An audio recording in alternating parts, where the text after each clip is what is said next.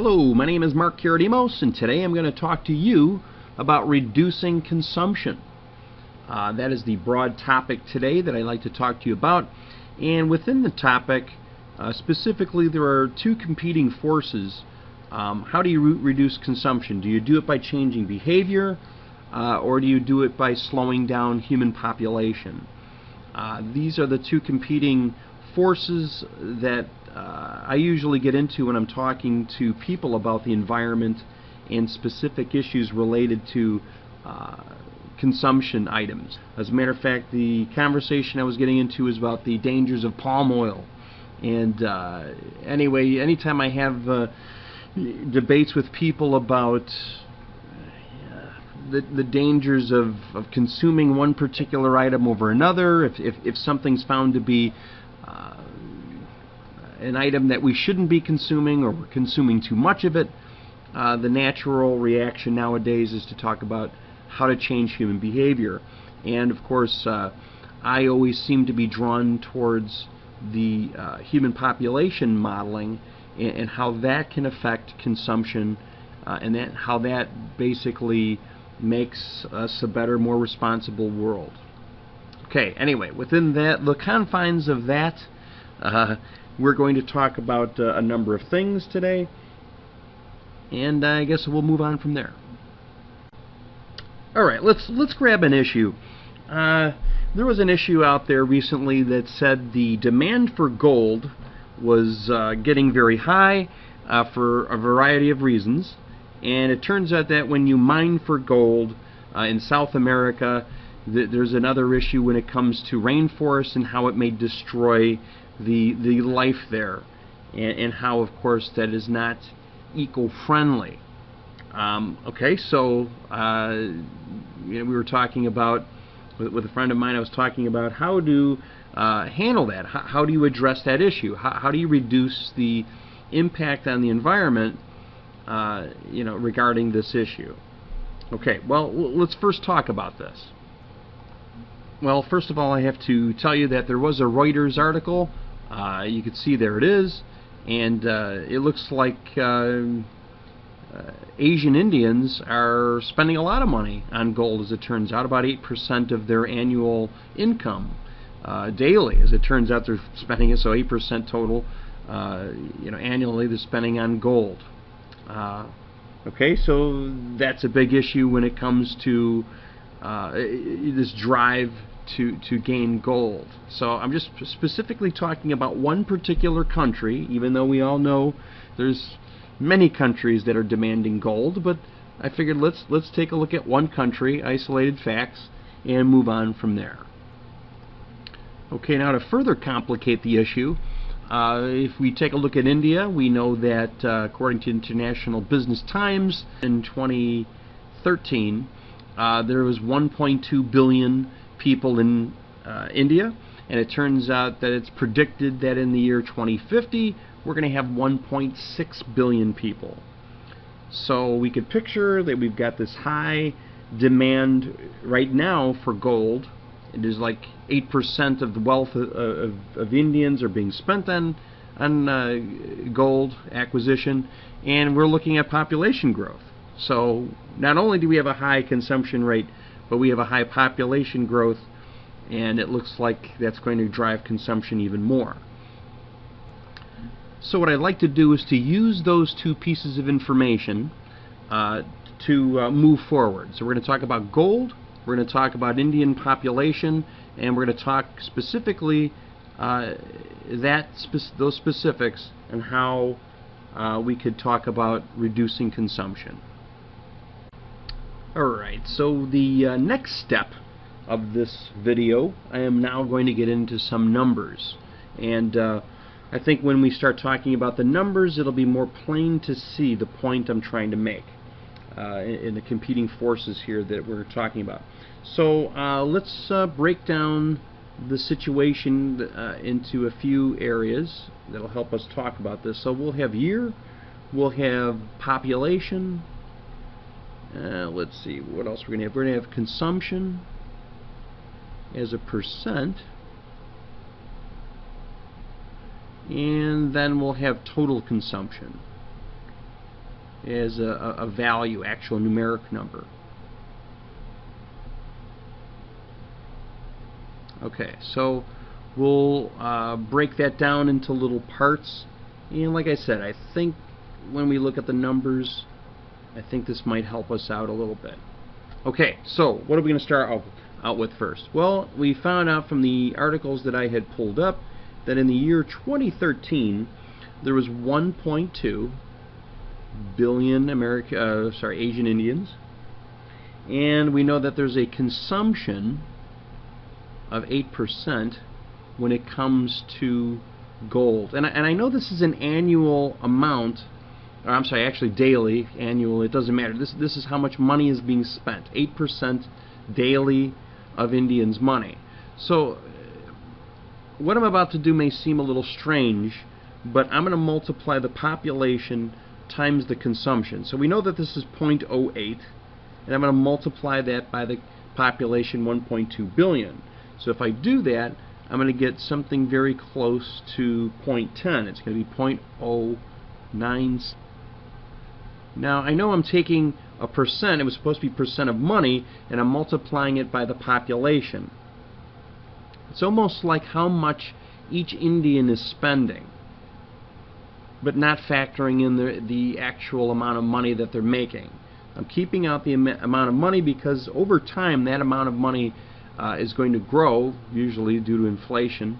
So the amount of money is kind of like an independent to this conversation. So that's why I'm just multiplying population times the percent, and this is going to give me a non-dollar or rupee amount. But so I'm not factoring in the amount when it comes to money. It's just a total unit. So think of it as 0.096 billion units.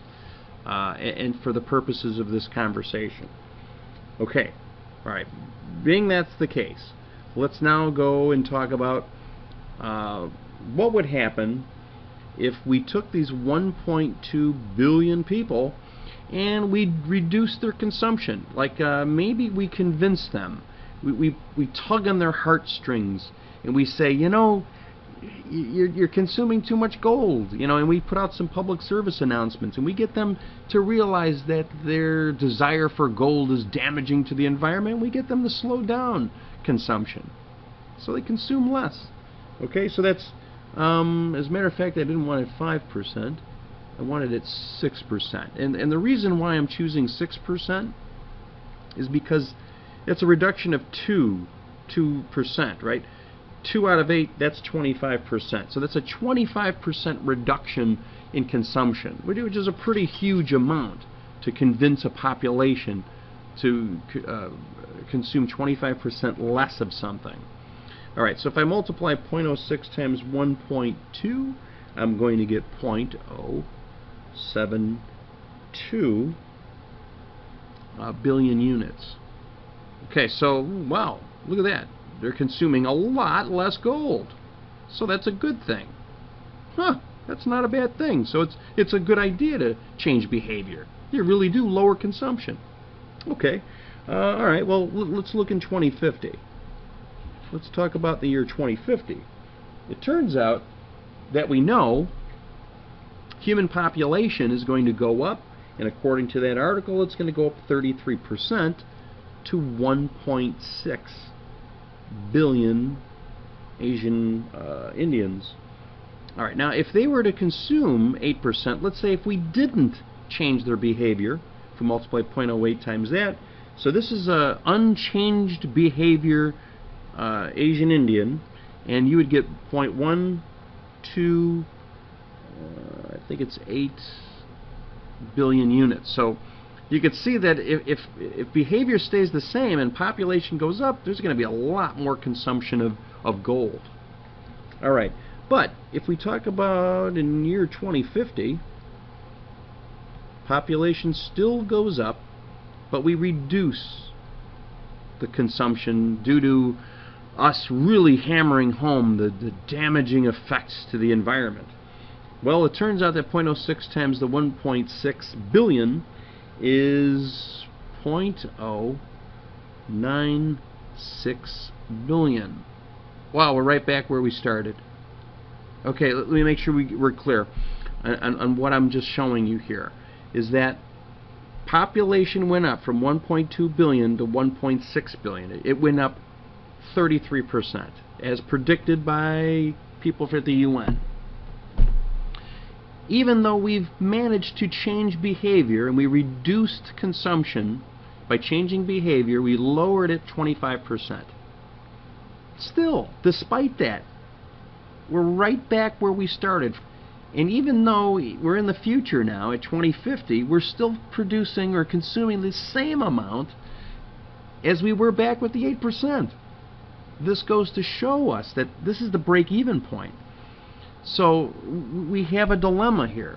Do you keep on changing behavior so you lower the amount of consumption, or do you change population and you try to lower the population growth so that it doesn't land up right back where we start?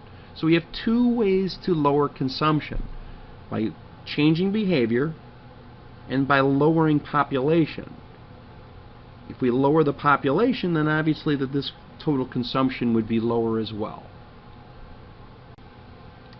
Alright, so we need to talk about a scenario where we're not specifically talking about India. You know, I don't mean to blame anything on Asian Indians when it comes to gold consumption and the damage to the environment. Someone may think, hey, you're picking on one particular group of people, and of course I would never do that. We all know that gold consumption is high everywhere. It's not just Asian Indians. We all value gold. Not me personally. I'd rather have silver. I like silver, but there's many countries that have a huge demand for gold for a variety of reasons. Okay, so to get away from one country, I want to get just into the mathematics of this. So I'm going to drift now away from India and talk about something more generic. Okay, let's get back to the same headers that I had before. I had year, I had population, I had consumption, consumption as a percent, and then I had total, different lines, total consumption. Okay, so now I have these headings. Alright, now since we're dealing with mathematics, and there's a sense of purity in it because I could talk about things in general and how these competing forces are going to work if I just talk about any population, any size, any country. Okay, so let's say we start off with, in 2013, some population, some country has X population. Doesn't matter how many people we have. Let's say that we have 8%, right? We've got 8% of the population, or I should say 8% consumption for this particular population, just like the last problem. Well, if I multiply, it looks like I'm going to have a 0.08x is going to be the total consumption for that country. Okay. Well, in 2013, same year, same population, someone says, let's change behavior. Let's change it down to 6%. So we change behavior by 25%. We reduce demand for a particular item. It could be gold. It could be some other dangerous amount, some other dangerous element that once you mine for it, it messes with some environment, whether it be fish, water, air, whatever it happens to be. You're lowering consumption by 25%. Okay, well, if I multiply, I'm going to get 0.06x. Alright, now let's talk about the future. Well, in the year 2050, in the future, it turns out that there's a 33% increase in population. So that would be 1.33x would be the population for that year. 33% on top of the 1x that you see right there. Okay, well, if we have the same, in other words, we don't change behavior, and we stay at the same 8%, we multiply, and we're going to get a 0.11. I'm just going to round it to the first two digits there. So multiply, it's like 11%. It's almost like having 11% on the same amount population back here. All right. Let's say in the year 2050, with the same population increase, we lower consumption. So I'm multiplying across again. I'm going to get 0.08.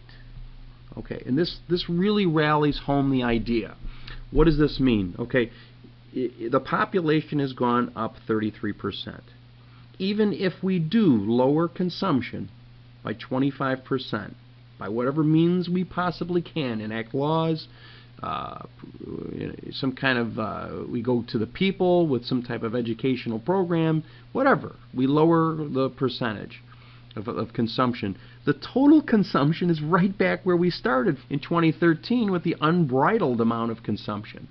What does this mean? It means that when population is allowed to continue, and it's allowed to continue up, it doesn't matter if we lower consumption by some magical means, whatever means we have, because when population keeps going up, you're right back where you started. And those gains, yeah, maybe each person is consuming less, but as a total, the whole total is the same. It's the same right where we started. So you better make a lot of gains with this, with lowering consumption, and then you also better slow down population. Those are the two factors you have to talk about, and no one is talking about population models. It was big in the 70s. No one's talking about it now. Okay, and this is one particular item. Now, you keep in mind that this is just, the conversation so far has been about gold. But, okay, we'll get to the bigger picture in a second, okay? All right, anyway, let's go on to the next section. Okay, in the last section I just talked about, I was talking about this particular table, at least using this particular table, to make a point, in that these two competing factors of consumption, lowering consumption, but raising population are kind of working against each other, and just to maintain status quo consumption. So even though we lower our consumption, if the population goes up, we're still going to be maintaining the same amount of consumption in the long run. So a couple things have to happen here in order to make true gains to lower total consumption, is that the rate at which we consume has to dwindle faster than we gain population. So there's, of these two competing forces, population growth, consumption decline, our decline in consumption has to be greater. All right, well, the problem with this is that if you accept that fact, if you want to continue that program, the only way this can ever work so that we always maintain the same or never go greater than the total consumption that we have now is that this has to dwindle to zero over time. So you have to consume nothing over time, and then eventually, if population is allowed to continue, it won't matter. You're going to, even if you consume, you would have to consume nothing, which is, right, it's just not feasible to consume nothing. So you're stuck in this quandary that as long as population continues to rise, then it won't matter how much you reduce for consumption, and eventually you're going to catch up and you're going to be right back where you started. So eventually there's some amount, okay, and let's talk about that in itself, because when you talk about consumption, and I'm not just talking gold here, we're talking about oil for your car, or even if it's electric for your car, gas for your home, wood to build new homes, whatever it happens to be, whatever you're consuming, you have to consume something. So, as a matter of fact, the more you consume, we kind of think of it as being a standard of living. The more access you have to services and materials, we call that standard of living. So you could only get your consumption, even if your technology is perfect, it's only going to get down so low, and then it's going to get to the point where it's going to run a friction with your standard of living.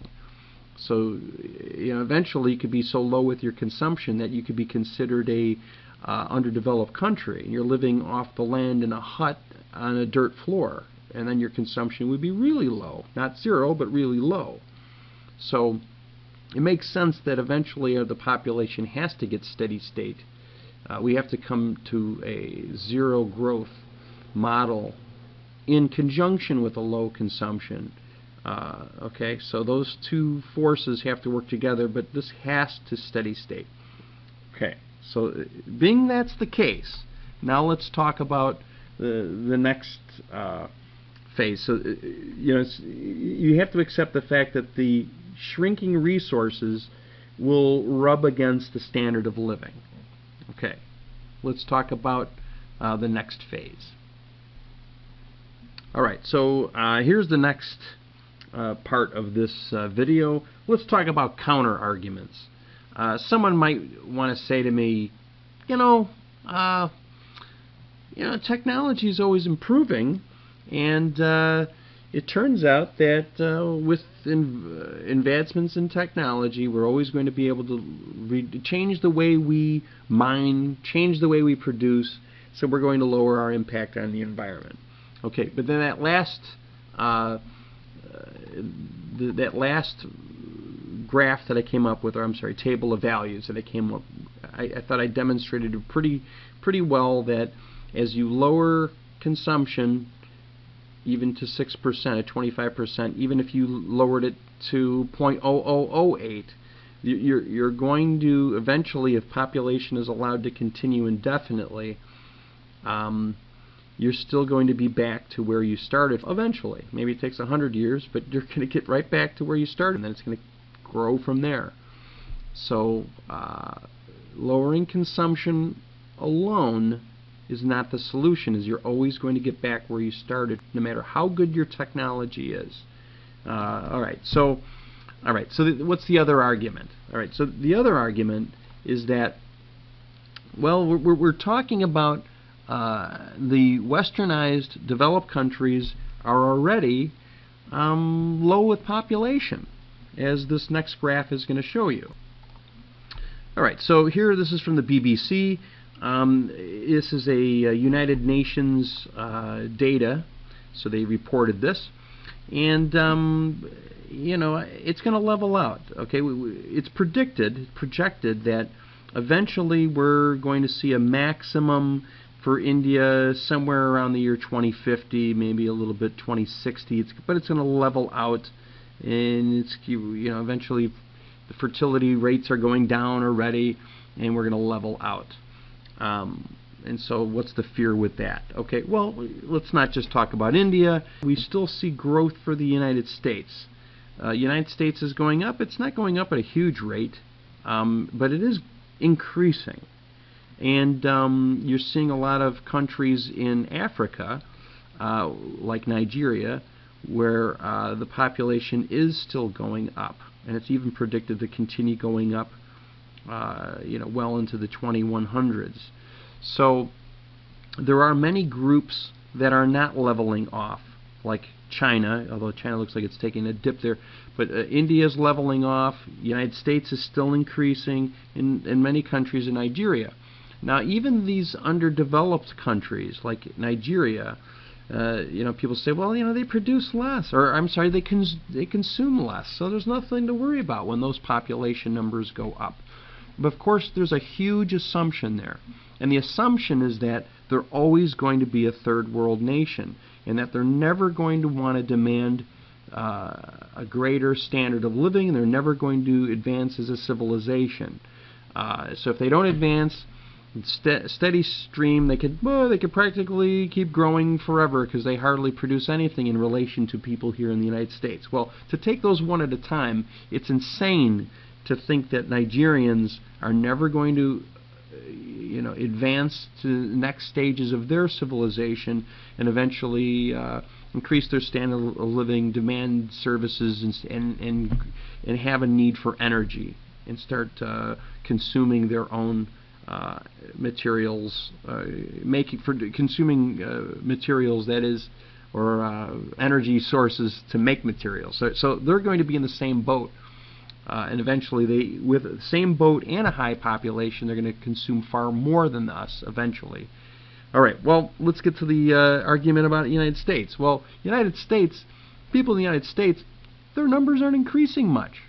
So we've got nothing to worry about. Our population is going up, so if we just improve on technology, then we can lower consumption, because our technology will be so good, we'll lower the demand. Okay, well, I have another graph that will prove that wrong. So even though in the United States our population numbers are growing very slowly in comparison especially to underdeveloped nations, our desire for energy is insatiable. We are a hungry nation, and we keep consuming, whether it's different branches or different areas here. Our desire for energy is just exploding out of control, whether it be flat screen TVs, it's computers, it's cell phones. Just on those alone, our demand for electricity is just growing over time.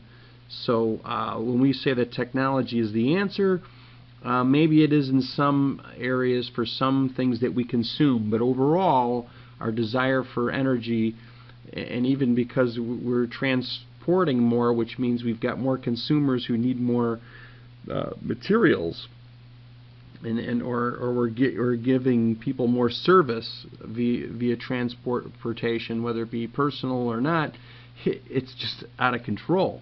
So even a flatlining population that's hungry for energy is a huge consumption problem. Okay, so I hope this video did a great job of explaining the competing forces between changing behavior and slowing population, and I hope I did a great job of explaining how to reduce consumption, and I honestly feel that we have not been talking about the population models, especially underdeveloped nations, and what impact they're going to have on consumption, especially years down the road when their standard of living goes up.